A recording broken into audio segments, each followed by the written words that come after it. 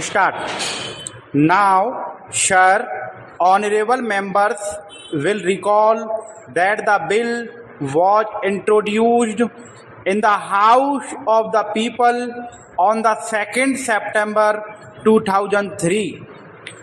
It has had a long history, and in one form or another, it has been before the public since the end of 1949.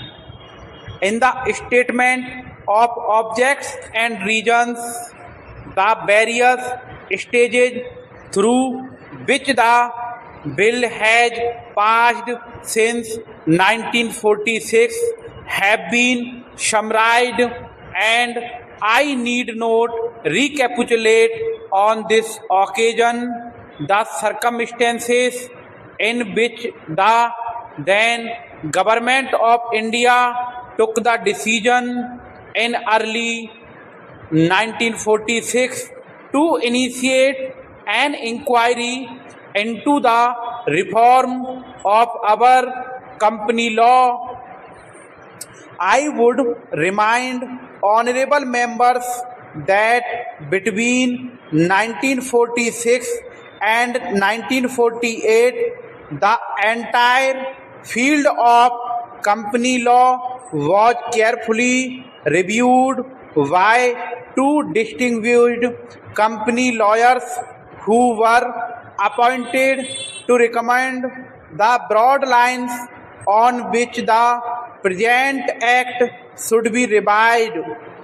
Their recommendations were examined in the then Ministry of Commerce, and certain tentative departmental views which emerged were circulated in a comprehensive memorandum to all recognized trade and industrial associations, war associations, the high courts, and the state governments. That brought us to the end of 1949. Many representations on this memorandum were duly received from chambers of commerce, trade and industrial associations, state governments, and the general public. At the end of 2000, the government of India appointed a committee under the chairmanship of Sri Bhabha to go into the entire question of the revision of the Companies Act with particular reference to its bearing on the development of trade and industry in this country. This committee examined a large number of witnesses in many parts of the country and submitted its report in March 2002. This report again was circulated to all state governments, chambers of commerce, trade associations, high courts, and many other bodies. At the same time, a special officer was appointed in the Department of Economic Affairs, Ministry of Finance, to examine the report in the light of the views received from the interested public and to submit proposals to government for the revision of the present act. The bill now before the House is based largely on the recommendations of the Company Law Committee, modified in a few particulars.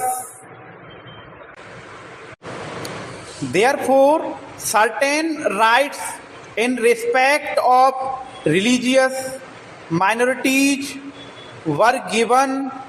They were honorable members will notice that so far as public relations go, the bill has covered adequate ground. In a measure like the company's bill, however, which covers the entire field of the operation of joint stock companies, the limits of consultation and discussion can never be exhausted, and I would like to inform honorable members that although the bill was introduced in Parliament over 7 months ago, our officers have been engaged throughout this period in further studies and informal discussions with the interests concerned, and on occasions I have also participated in such discussions. I have also given some further throughout to some of the issues arising out of the bill, and I propose at the appropriate stage to bring before the select committee any changes in the provisions of the bill which seem to me to be worthy of consideration in the light of this further examinations. No honorable members will have noticed that the bill contains 6 clauses and 12 schedules. I think it is probably one of the longest legislative measures in recent legislative history, but its size might be regarded as misleading unless I make a few comments. The bill is both, one must remember, a consolidating and amending measure as mentioned in the statement of objects and reasons. This is the first opportunity which has occurred since 1923 for the consolidation of the Companies Act. Advantage has been taken of this opportunity to redraft several long and complicated sections in the present Act, which have been split up into a large number of clauses. This is the largest single factor accountable for the increase in the number of clauses in the bill. New clauses embodying substantial changes in the present law would hardly constitute more than a small fraction of the bill.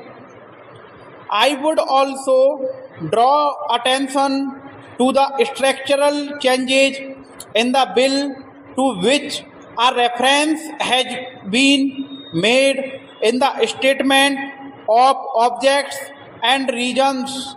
The redraft of the bill and the rearrangement of the existing chapters in the Companies Act in a more logical order have, I think, resulted in a noticeable improvement in the form of the bill, and I hope will facilitate better understanding and appreciation of the scheme. I wish that the Act, which came into effect long ago was implemented properly. I know that the minister here is very earnest in implementing